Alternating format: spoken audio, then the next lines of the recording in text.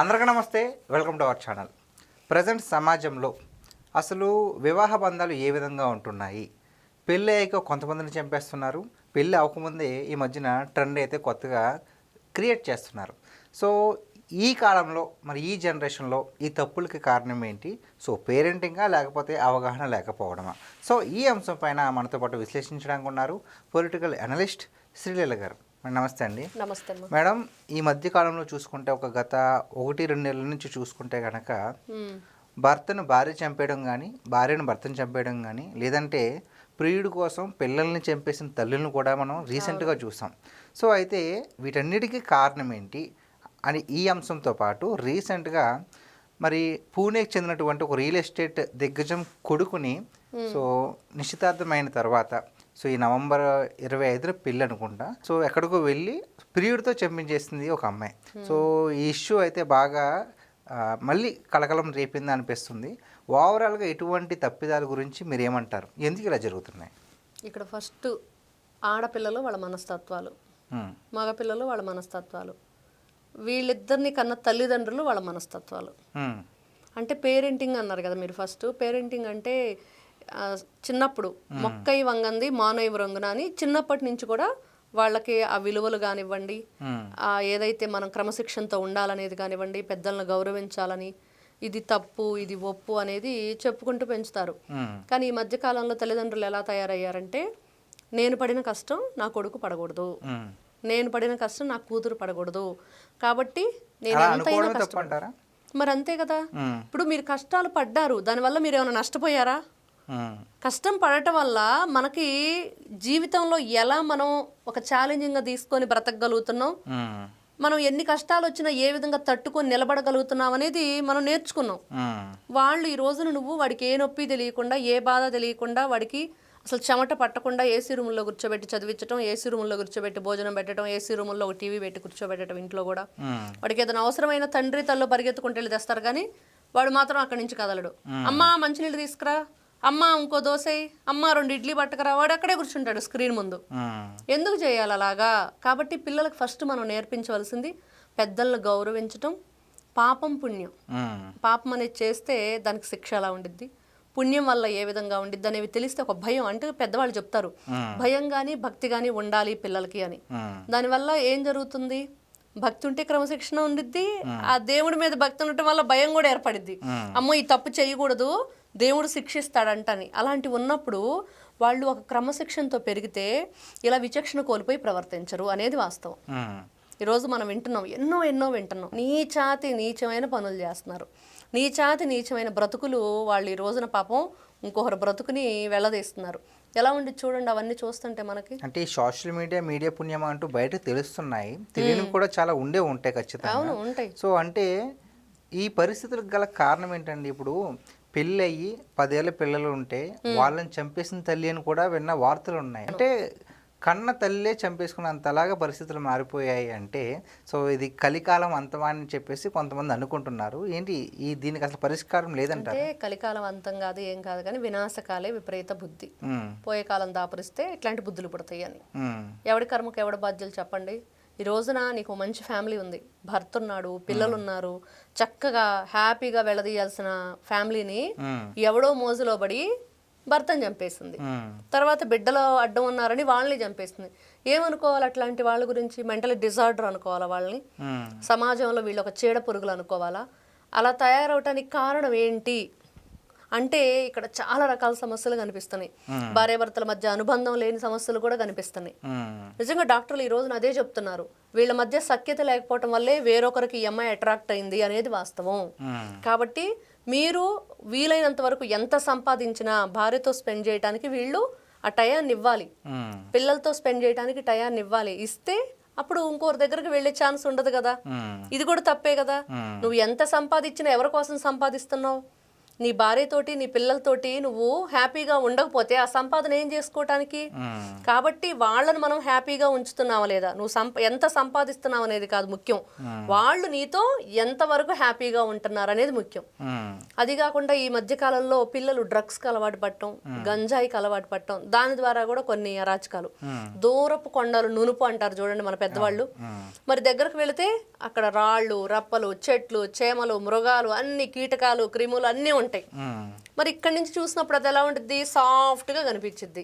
మరి ఈ రోజున వీళ్ళ ఆలోచనలు కూడా అలానే ఉంటున్నాయి. ఎక్కడో ఉన్నదాన్ని చూసి అబ్బా చాలా బాగుంది అని దగ్గరికి వెళ్ళిన తర్వాత వాళ్ళ జీవితం స్పాయిల్ అయిపోయిన తర్వాత వాళ్ళు కటకటాలు పాలవుతున్నారు తప్పించి వాళ్ళు చేసిన తప్పు అనేది అప్పుడు తెలుసుకున్న ఏం ప్రయోజనం?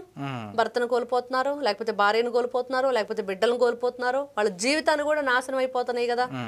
ఇన్ని దారుణాలు. కాబట్టి ఒక చిన్న అక్కడ ఉన్న దాన్ని సరి చేసుకుంటే ఆలోచన, మనం ఏం చేస్తున్నాం, దేనికోసం చేస్తున్నాం, మనం దీన్ని వీళ్ళ కోసం చేస్తున్నప్పుడు వాళ్ళతో మనం టైం ఎంత స్పెండ్ చేస్తున్నాం అనేది ఆలోచించుకొని పిల్లలకి ముఖ్యంగా ఉదయం లేవటం, మొక్కలకు నీళ్లు పోయటం, లేకపోతే ఇంట్లో అమ్మకి ఏదన్నా హెల్ప్ చేయటం, వంటగదిలో నాన్నకి హెల్ప్ చేయటం, వాళ్ళతో మన ఏదైతే ఫైనాన్షియల్ ప్రాబ్లమ్స్ ఉంటాయో చెప్పాలి పిల్లలకి.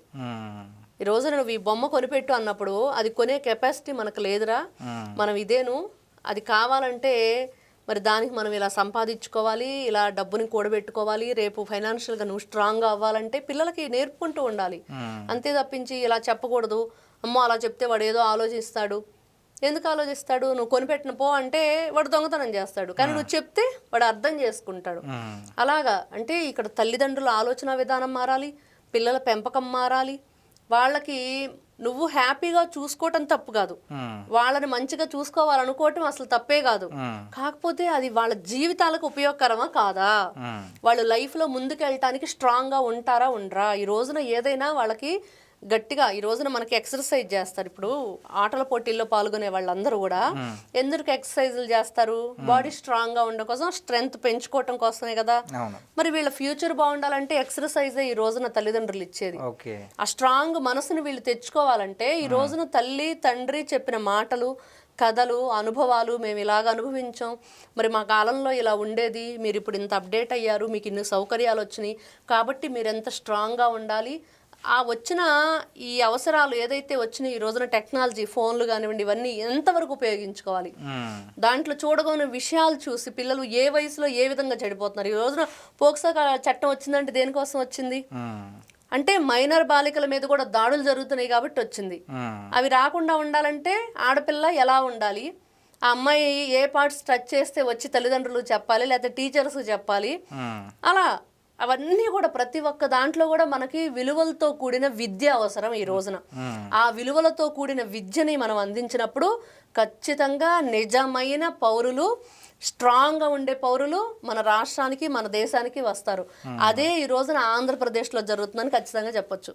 మేడం, ఇప్పుడు మనం పెంచుకుంటున్న కుక్కో లేదంటే ఇంటి దగ్గర ఉండే పిల్లు సంథింగ్ చనిపోతేనే మనం మనసు అంతా విలవిల్లాడుతుంది, కాస్త మనసేం బాగోదు. అలాంటిది ఒక మనిషిని చంపేయాలి అనే ఒక ఆలోచన, మరి ముఖ్యంగా ఈ మధ్య కాలంలో చూసుకుంటే రీసెంట్ ఎగ్జాంపుల్ మనం తీసుకుంటే కనుక, సో సియా అనే ఒక అమ్మాయి, సో ఇక్కడ చూసుకుంటే పూణేలో బాగా ఎవరైతే రియల్ ఎస్టేట్ దిగ్గజం ఉన్నారో, సో ఆ కేతన్ అనే అబ్బాయిని, సో తన ప్రియుడు ఎవరైతే చేతన ఉన్నాడో, సో 400 అడుగుల లోయలకు పడేసింది. సో ఈ క్రూయల్ థాట్స్ ఎలా వస్తున్నాయి అసలు? అంటే ఇప్పుడు పెళ్లి ఇష్టం లేదు అనుకుంటే ఇంట్లో పెంచుకున్న సంథింగ్ ఎదురు చేయాలి, కానీ సో వాళ్ళ తల్లిదండ్రుల నుంచి ఈ అబ్బాయిని దూరం చేయడం అనేది ఎంతవరకు కరెక్ట్ అంటారు? అంటే వాళ్ళ ఆలోచన విధానం ఇప్పుడు మనం చూస్తున్నాం. ఇప్పుడు మనం ఫస్ట్ నుంచి ఇప్పుడు ఇంతకుముందు మాట్లాడుకున్నది అదే, తల్లిదండ్రుల ఆలోచన పెంచే విధానం కానివ్వండి, వీళ్ళకి ఏదైనా ఒక సమస్య నుంచి బయటపడాలంటే ఏ మార్గం కనిపించింది? ఈ రోజున చిన్నప్పటి నుంచి మీరు ఆ సమస్యలు ఇదిగో ఇలా ఉంటాయి, వాటి నుంచి మనం ఇలా బయటకు రావాలని చెప్పినప్పుడు వాళ్ళల్లో ఒక స్ట్రాంగ్ అపోజ్ చేయాలి దీని అనేది వచ్చింది. అప్పుడు వచ్చేసి అమ్మ నాకు ఈ పెళ్ళి ఇష్టం లేదు, నేను తప్పో ఒప్పో నేనేం చేయలేను, నేను ఇదిగో పలానా అబ్బాయిని ప్రేమించాను, నేను చేసుకుంటానని చెప్పే ధైర్యం అమ్మాయి చేయగలగాలి. ఈ రోజున ఆ ధైర్యం చేయలేవు, కానీ ఇది మాత్రం చేయగలిగిందంటే వాళ్ళ మెంటాలిటీ చూడండి ఎంత దారుణంగా ఉందో. అంటే అదేదో ఈజీ వే అయిపోయింది అంటే అవతల ఎవరు మౌల్డ్ చేస్తున్నారు అనేది కూడా ఇంపార్టెంట్. వ్యక్తి అచ్చంగా ఈ అమ్మాయి ఆలోచించిందా దాన్ని? అంటే ఆడవాళ్ళ మనసు చాలా సున్నితం అంటారు కదా, ఒక మహిళ అలా చేసిందంటే ఈ రోజును చూస్తే ఏ మహిళ మనసు కూడా అంత సున్నితంగా కనిపించట్లేదు. ఎందుకంటే తల్లి ప్రేమకు మించింది ఇంకేది లేదు. ఎక్కడైనా సరే పక్షుల్లో చూడండి, జంతువుల్లో చూడండి, మనుషుల్లో చూడండి, తల్లి ప్రేమ చాలా గొప్పది. అది బిడ్డల జోలికి వస్తే ఎంత దూరమైనా తీసుకెళ్ళింది. ఎదుటివాడినైనా చంపిద్ది కానీ బిడ్డలను చంపుకోదు కదా. కానీ ఈ రోజున ఒకటి కోసం బిడ్డలను చంపుతుందనే న్యూస్ మనం చూస్తున్నాం.